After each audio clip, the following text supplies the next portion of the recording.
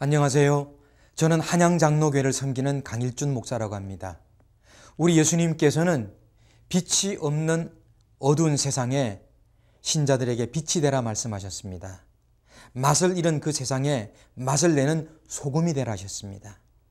우리 예수님께서는 이제 팔복을 통해 가지고 긍휼이 없는 세상 속에 긍휼이 있는 자가 되라 그렇게 말씀하셨습니다. 오늘은 긍휼히 여기는 자, 이 말씀을 가지고 함께 은혜 나누기를 원합니다.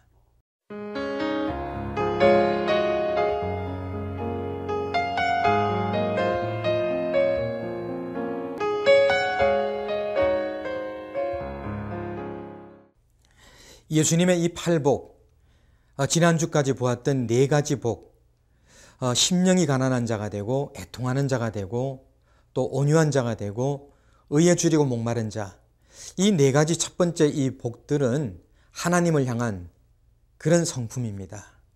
나머지 네 가지 복은 이제 사람과의 관계에서 볼 수 있는 이런 복들입니다. 예수님 당시의 그 세상은 참 긍휼이 없는 그런 세상이었습니다. 예를 들어 로마 시대 때 많은 노예들이 있었습니다. 노예는 사람으로 취급받지 못했습니다. 재산이기 때문에 그 노예에 대해서는 인정이 없었습니다. 다시 말하면 긍휼을 베풀지 않았습니다. 그런가 하면 로마 시대 때 가장이 자기 자녀들에게 갖는 고난이 있었습니다.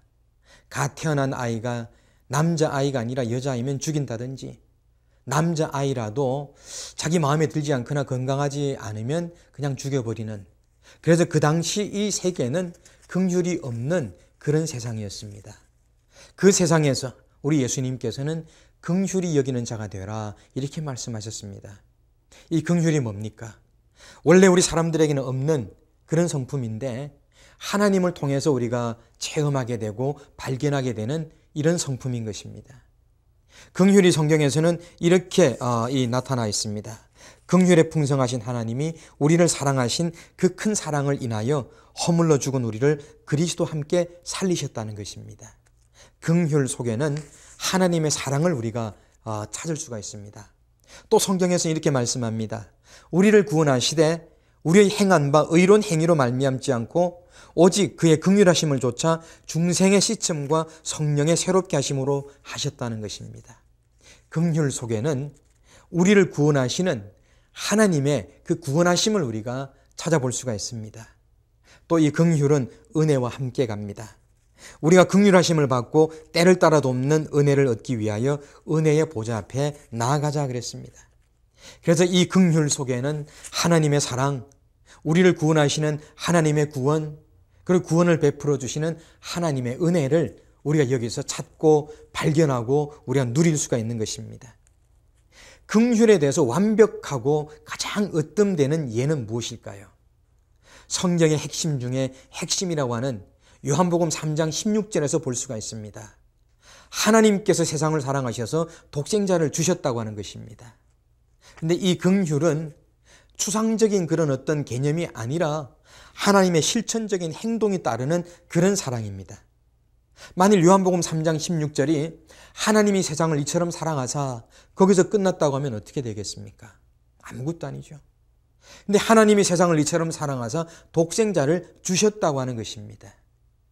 하나님의 그 사랑에는 독생자를 주셔서 십자가 위에서 우리를 대신해서 고난당하시고 죽게 하시는 하나님의 실천적인 그 사랑이 담겨 있다고 하는 것입니다. 그래서 우리 주님께서 우리에게 원하시는 것은 바로 이러한 것입니다. 너희는 가서 내가 긍휼을 원하고 제사를 원치 아니하노라 하신 뜻이 무엇인지를 배우라. 내가 의인을 부르러 온 것이 아니요 죄인을 부르러 왔노라 이렇게 말씀하셨습니다. 제사, 요즘으로 말하면 예배죠. 예배보다도 우리 주님께서 더욱더 찾는 것은 뭐냐면 긍휼히 여기는 것이라고 하는 것입니다. 다른 사람을 향하여서 사랑을 베풀고 다른 사람을 향해서 온정을 베풀고 다른 사람을 용서할 수 있는 이런 실천적인 사랑을 하는 이런 믿음의 사람이 되기를 우리 주님께서 원하셨습니다.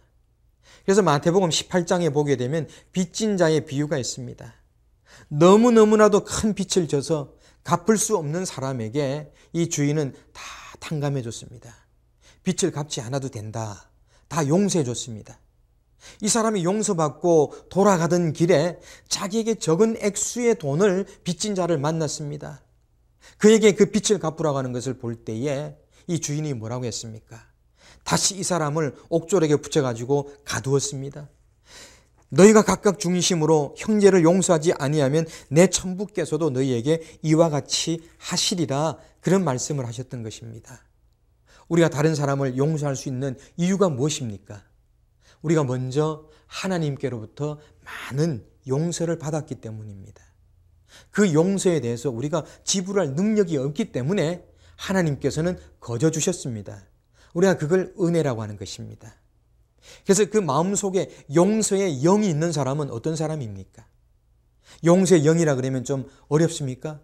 용서에 대한 생각입니다. 용서에 대한 개념입니다. 용서에 대한 생각과 개념이 있는 사람, 용서에 대한 영이 있는 사람은 어떤 사람입니까? 내가 하나님께로부터 이렇게 엄청난 은혜를 받고 내가 용서를 받았구나, 그걸 자각하고 확신하는 사람입니다. 그런 사람은 이웃을 향하여서 볼 때도 시선이 어떻습니까? 제가 다른 사람의 죄를 용서해 준 것처럼 하나님, 저의 죄도 용서해 주십시오. 이 주기도문에 있는 이 기도를 하나님 앞에 이렇게 할 수가 있는 것입니다. 왜냐하면 내가 긍휼히 여김을 받았기 때문에 나도 다른 사람을 긍휼히 여길 수가 있는 것입니다. 또 여겨야만 되는 것입니다. 긍휼히 여기는 자들에게는 긍휼히 여김을 주시마, 예수님께서 이렇게 약속하셨습니다. 자비한 자에게는 주의 자비하심을 나타내시며 완전한 자에게는 주의 완전하심을 보이시며 깨끗한 자에게는 주의 깨끗하심을 보이시며 사특한 자에게는 주의 거스림을 보이신다 그랬습니다. 그래서 다른 사람을 긍휼히 여길 수 있는 사람은 그 신앙이 성숙되는 것입니다. 왜냐하면 이 긍휼은 우리 하나님의 성품입니다. 그래서 우리가 다른 사람을 긍휼히 여기는 가운데 우리가 하나님을 닮아가는 것이에요. 우리가 하나님께 점점점 가까이 나아가는 것입니다. 긍휼히 여기는 이 실천을 통하여서 우리는 하나님과 연합하게 되는 것입니다. 이 말은 달리 말하면 우리가 다른 사람을 긍휼히 여기지 않으면 하나님과 분리되는 것입니다. 하나님을 닮지 못하고 있는 것입니다. 하나님으로부터 멀어져 가고 있습니다. 그래서 긍휼히 여기라고 하는 이 말씀은 축복이며 약속이지만 동시에 경고의 말씀입니다. 긍휼히 여기지 않는 자는 하나님의 성품을 닮아가지 못한다는 것입니다. 우리가 어떻게 하면 긍휼히 여길 수 있겠습니까? 생각하라는 겁니다. 내가 하나님께로부터 받은 바 긍휼히 여김이 무엇인가? 하나님은 나를 긍휼히 여기시기 위해서 어떤 희생을 하셨는가? 깊이 생각하는 가운데 긍휼에 풍성하신 우리 하나님 아버지를 우리가 깨닫게 되고 자각하게 되는 것입니다. 그런가 하면 이 긍휼은 마음속에 머무는 것이 아니라 우리 입을 통해서, 우리의 손을 통해서, 우리의 몸을 통해서 실천되고 나타나져야지만 되는 것입니다. 행동해야지 됩니다.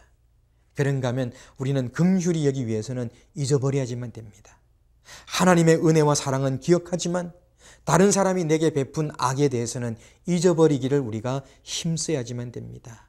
그리고 우리가 이 긍휼을 위하여서 하나님께 간구하고 기도하게 될 때 하나님께서는 우리 마음속에 긍휼히 여기는 그 마음을 주시게 될 것입니다.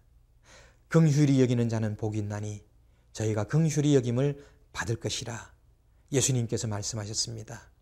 이런 축복을 받아 누리기에 부족함이 없는 우리 모두가 되시기를 주의 이름으로 축원합니다.